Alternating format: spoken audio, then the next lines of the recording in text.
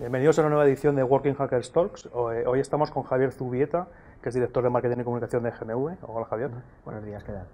Bueno, Javier es un experto, ¿no?, reconocido ya en el sector, muchos años, entonces cuéntanos un poquito sobre ti. Bueno, yo en ciberseguridad empecé en la Facultad de Informática de la Universidad Politécnica de Madrid, en el que tuve la suerte de incorporarme en el laboratorio de criptología en el año 1995, y cuando terminé la carrera, pues me incorporé al mundo laboral y he seguido pues una trayectoria quizá un poco ortodoxa, que empezó pues estando en departamentos técnicos, siendo un técnico dentro de un equipo de proyecto, después pasé a jefe de proyecto, luego a consultor de preventa, después a gestión de proveedores y ahora en este momento pues en marketing y en comunicación.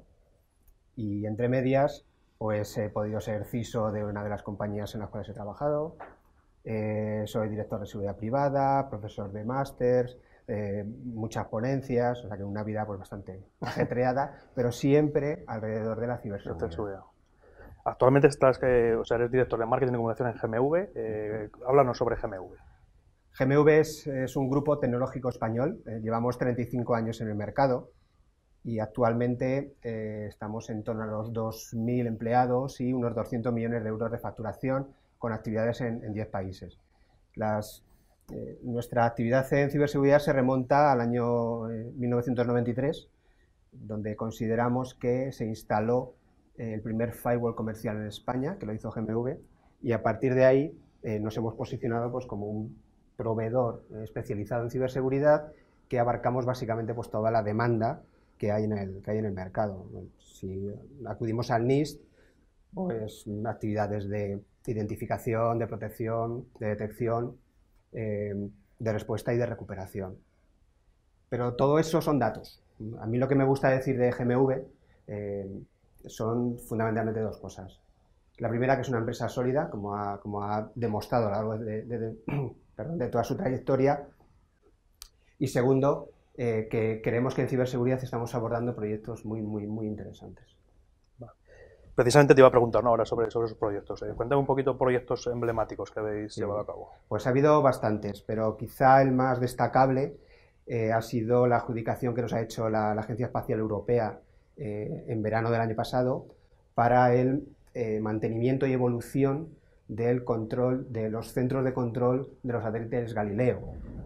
El proyecto arroja unas magnitudes enormes. Es el contrato más importante de la industria espacial española, jamás firmado, que son 250 millones de euros.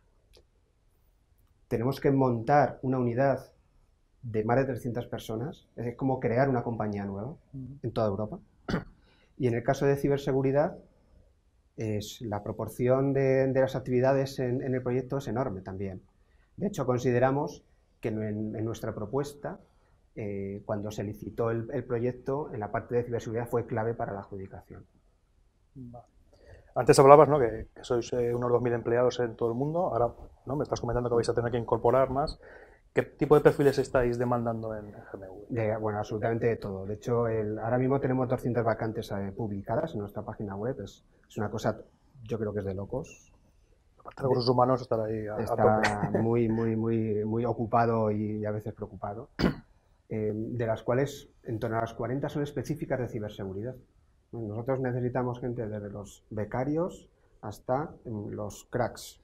Y no solo en el ámbito técnico, sino, por ejemplo, también pues, en desarrollo de negocio, en marketing, etc. En este momento, además, lo que nosotros tenemos que ofrecerle a la gente es cosas que he experimentado yo. Porque yo cuando me incorporé en GMV, estoy hablando del año 2010, yo conocía la empresa como un referente en ciberseguridad en el mercado y también porque la sufría como competidor. Pero cuando me he incorporado dentro de la casa, de lo que me he dado cuenta es que es una compañía humana. Está hecha de personas. Y además una cultura que está centrada alrededor de la persona. A mí, para mí es fundamental, para mis actividades, el que exista esa cultura dentro de la casa. Vale. Y hay una demanda, ¿no?, hoy en día muy, muy grande de expertos, ¿no? Las empresas se los roban unos a otros.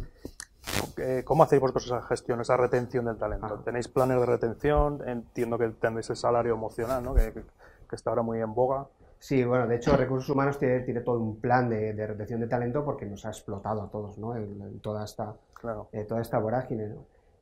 Yo desde un punto de vista quizá más práctico en ciberseguridad, lo que creo que sucede con la compañía y que tenemos que ofrecerles a la gente para atraerles es, primero, un proyecto interesante. Nosotros queremos que ya el entrar en una compañía para trabajar para toda la vida, eso son cosas del pasado y lo que hay que estar haciendo siempre es estar motivándoles a la gente proyecto a proyecto, que sean lo suficientemente retadores y alentadores para que se queden con nosotros. Y segundo, si queremos traer a los mejores, no les podemos encorsetar en una organización. Tenemos que dejarles que ellos sean capaces de expresar, de dar lo mejor de sí mismos, pero no dentro de una organización encorsetada, que yo creo que en este momento es uno de los peores enemigos de la retención de talento. A ver, yo creo, yo he tenido muchas conversaciones, ¿no?, al respecto, que el modelo tradicional, ¿no?, de trabajo, de jornada de 8 a 5, que tienes que ir a fichar, tal, yo creo que eso va a desaparecer, ¿no? ¿Cómo lo ves desde...? En el caso de ciberseguridad y sobre todo enfocado a proyectos, es algo que ya lleva mucho tiempo sin practicarse, al menos en nuestra compañía. Es totalmente inviable. Entiendo que son horarios flexibles, posibilidad de teletrabajar, ¿no? Claro, es posibilidad de teletrabajar, posibilidad de moverse dentro de la compañía, posibilidad de moverte al extranjero. La compañía tiene en torno al 60-65% de su facturación la hace fuera de España. Y en ciberseguridad está ocurriendo. De hecho, en el caso concreto de Galileo, yo creo que tenemos la alineación de los planetas.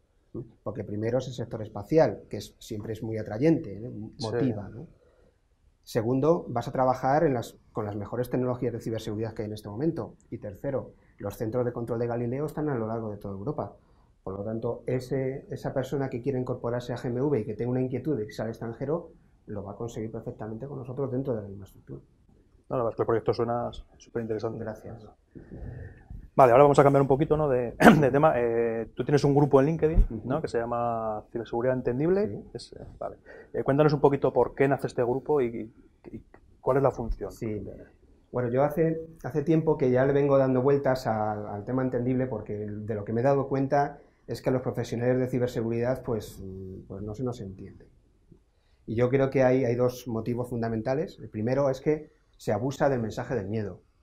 Cuando hablas de ciberseguridad siempre aparecen los ataques, las amenazas, los riesgos y al final caemos en la tentación de crear un estado de alarma que produce miedo y además el miedo induce a la parálisis. Y el segundo motivo es que se abusan de los tecnicismos. Entonces, si la persona que está hablando contigo no te sigue, inmediatamente desconecta y se queda apático. Entonces, sí. Si tenemos parálisis y si tenemos apatía, pues así no vamos a conseguir el interés de la ciberseguridad con el que estamos hablando.